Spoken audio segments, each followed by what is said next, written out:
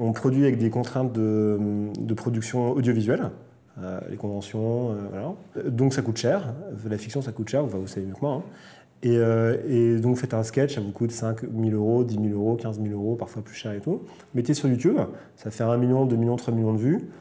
On peut gagner 1 000 euros par million de vues, donc 2-3 000 euros, donc ça amortit pas. On le revend à d'autres plateformes derrière, Dailymotion, Allociné, par le passé, Yahoo, pour un peu d'argent. Ça fait du catalogue. Ça vit parfois, on le met en télé, on gagne un peu d'argent. Placement de produits, ça s'équilibre, et puis voilà. Mais c'est pas un business. Ça sert en fait à faire un laboratoire pour tester des trucs, trouver des talents, apprendre à bosser avec eux. Et derrière, on gagne de l'argent en faisant des trucs pour la télé, de la pub, maintenant de la fiction avec ça. Studio Plus, ils n'avaient pas beaucoup de catalogue, enfin pas de catalogue d'ailleurs, donc que de la production exclusive, pas de marque préexistante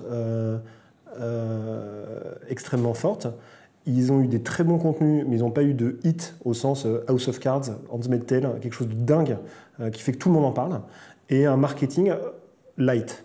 Donc tout ça mis bout à bout, c'est-à-dire que pour dire à quelqu'un, en plus de mon abonnement à Netflix, à Canal, à je ne sais quoi, etc., Deezer, Spotify, je me rajoute en plus 5 euros par mois, c'est difficile. Nous, on a toujours fait beaucoup de formats courts avec nos sketchs. Là, bon, Les Emmerdeurs, c'est un 10x26, mais notre autre série en compétition, c'est un 4x5. Donc c'est du format très très court. T'as déjà fait un escape, toi? Non, toi? Non, bizarre comme concept. Ça nous a jamais posé problème, parce que souvent, en fait, les gens, dans ce cas-là, vont regarder d'autres contenus après. Et sur YouTube, par exemple, c'est une écoute très active, où ils passent de contenu en contenu.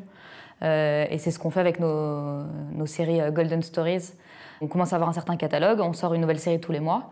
Et l'idée, c'est qu'une fois que quelqu'un a regardé 20 minutes d'une série, il passe à 20 minutes d'une autre. Après, sur la question si YouTube veut ou pourra élargir son audience, YouTube étant vraiment une plateforme où chacun héberge son propre contenu, ce ne sera pas une stratégie de YouTube de décider d'élargir, ça va dépendre en fait de ce que les créateurs décident de mettre en ligne.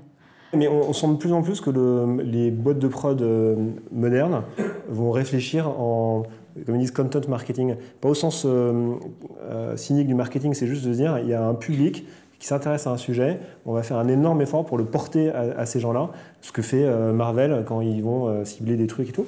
Et, parce qu'il y a tellement de contenu partout, il y a tellement d'offres, que si vous n'allez pas parler aux gens que ça intéresse vraiment, on l'a fait pour vous, parce que vous savez que c'est machin, on essaie de bien le faire, il y a une chance que le contenu passe inaperçu.